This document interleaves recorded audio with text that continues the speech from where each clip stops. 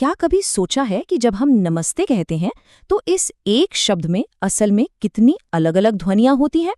आज हम हिंदी भाषा की सबसे छोटी मगर सबसे जरूरी इकाई यानी इसकी ध्वनियों की दुनिया में उतरने वाले हैं।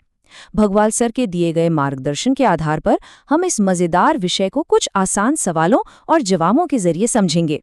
तो तैयार हैं? चलिए शुरू करते हैं। यही वो सबसे बड़ा सवाल है जिससे हम आज की बातचीत शुरू करेंगे। ये समझना कि ये ध्वनियां हमारे मुंह के अंदर बनती कैसे हैं, ये कोई किताबी बात नहीं है, बल्कि ये साफ और अच्छी हिंदी बोलने की चाबी है। ठीक है, तो सबसे पहले एक बहुत ही जरूरी अंतर समझना होगा। एक है अक्षर यानी जो हम लिखते हैं, और दूसरा है वर्ण यानी एक अकेली ध्वनि। इसको समझने के लिए चलिए एक बहुत ही आम सा शब्द लेते हैं, राम। तो पहला सवाल एकदम सीधा साधा है। जब हम राम शब्द को लिखते हैं तो इसमें हमें कितनी लिखी हुई इकाइयां या अक्षर दिखाई देते हैं? जवाब है 2। हाँ, सिर्फ 2। पहली नजर में तो ये काफी आसान लगता है ना? हमें 2 अलग-अलग चिन्ह दिख रहे हैं, पर क्या कहानी इतनी ही है? ये 2 अक्षर हैं, रा और म। ये वो इकाइयां हैं जिन्हें हम पढ़ते और लिखते हैं। लेकिन ध्वनियों की दुनिया में असली कहानी तो अब शुरू होती है। और अब आता है वो सवाल जो सारा नजरिया बदल देगा। अगर हम अक्षरों की नहीं बल्कि अलग-अलग ध्वनियों यानी वर्णों की बात करें तो राम शब्द में कितने वर्ण हैं? जवाब है 4। हाँ, 4। अब ये थोड़ा चौंकाने वाला हो सकता है। भाई 2 अक्षर लेकिन 4 ध्वनियां। चलिए देखते हैं कि ये हिसाब किताब काम कैसे करता है। यहाँ जो बात है वो वाकई दिलचस्प है।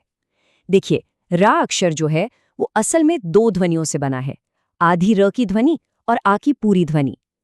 ठीक इसी तरह म अक्षर भी 2 ध्वनियों से बना है, आधी म की ध्वनि और अ की ध्वनि। तो र प्लस आ प्लस म प्लस आ मिलकर हो गए 4 वर्ण।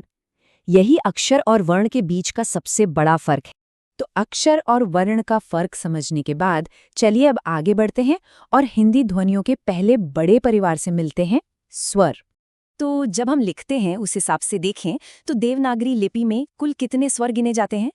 अ से लेकर अह तक लिखने के आधार पर कुल 13 स्वर होते हैं। ये वो ध्वनियां हैं जो हमारे मुंह से बिना किसी रुकावट के एकदम आराम से बाहर आती हैं। स्वरों को हम मोटे तौर पर 2 हिस्सों में बांट सकते हैं, इस बात पर कि उन्हें बोलने में कितना टाइम लगता है। एक होते हैं ह्रस्व स्वर, जैसे अ, इ, उ, जो झट से बोल दिए जाते हैं, और दूसरे हैं दीर्घ स्वर, जैसे आ, ई, उ, जिन्हें बोलने में थोड़ा ज्यादा समय लगता है। ये छोटा बड़ा फर्क ही हिंदी की लय बनाता है। खुद बोलकर देखिए, पहले बोलिए अ, फिर बोलिए आ। समय में फर्क महसूस हुआ ना? स्वरों को समझने के बाद अब बारी है ध्वनियों के दूसरे बड़े ग्रुप की, यानी व्यंजनों की। ये वो ध्वनियां हैं जो तब पैदा होती हैं जब मुंह में हवा के रास्ते में कोई न कोई रुकावट आती है। तो जैसे हमने स्वरों के लिए पूछा था, लिखने के आधार पर हिंदी में कुल कितने व्यंजन माने जाते हैं?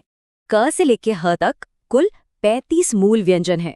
हर एक की अपनी एक अलग आवाज है और जैसा कि हम अभी देखेंगे, मुंह में बनने की एक बहुत ही खास जगह भी है। लेकिन कहानी यहीं खत्म नहीं होती। इन मूल व्यंजनों के अलावा एक और स्पेशल कैटेगरी भी है, संयुक्त व्यंजन। जैसा नाम से ही लग रहा है, ये 2 या ज्यादा व्यंजनों के मेल से बनते हैं। ये 4 मुख्य संयुक्त व्यंजन हैं, जैसे क्ष असल में क और श की मिलीजुली ध्वनि है। त्र जो है वो त और र से मिलकर बनता है। ज्ञ बनता है ज और न्य से, और श्र बनता है श और र से। ये सब हिंदी लिखने पढ़ने का एक जरूरी हिस्सा है। अब तक हमने ये समझा कि क्या है, अब हम समझेंगे कैसे और कहाँ। मतलब ये सभी स्वर और व्यंजन हमारे मुंह के अंदर आखिर किन हिस्सों से पैदा होते हैं। चलिए मुंह के अंदर का एक टूर करते हैं। ये स्लाइड देखिए, ये एक तरह से हमारे मुंह का जीपीएस है। ये दिखाता है कि कौन सी ध्वनि कहाँ से शुरू होती है। क्या वो गले के एकदम पीछे से आ रही है, या तालू से, या फिर होठों से। चलिए इसे एक एक करके समझते हैं। क वर्ग की ध्वनियां जैसे क, ख, ग ये गले के बिल्कुल पीछे से आती हैं। बोलकर महसूस कीजिए, क, क। अब च वर्ग के लिए हमारी जीभ ऊपर तालू को छूती है, च, और ट वर्ग के लिए जीभ की नोक मुड़कर तालू की छत को छूती है। बोलकर देखिए, ट ट। अब मुंह में थोड़ा और आगे आते हैं। त वर्ग की ध्वनियां जैसे त, थ, द, इनके लिए जीभ सीधे दांतों के पीछे लगती है। और सबसे आसान प वर्ग की ध्वनियां प, फ, ब, ये तो बस दोनों होठों के मिलने से बन जाते हैं। इन सब को बोलकर ये महसूस किया जा सकता है कि मुंह के अंदर क्या चल रहा है।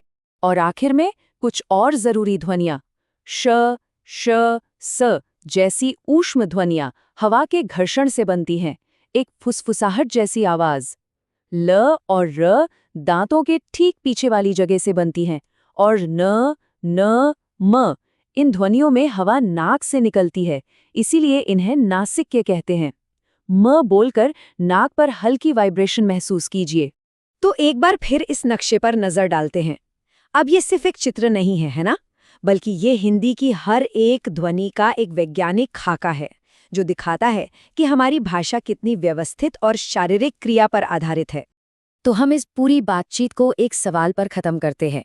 इस पूरे सिस्टम को समझने के बाद किसी की राय में वो कौन सी एक ध्वनि या ध्वनि का समूह है जिस पर महारत हासिल करने से हिंदी उच्चारण में सबसे ज्यादा सुधार हो सकता है? इस पर सोचिएगा। सुनने के लिए धन्यवाद।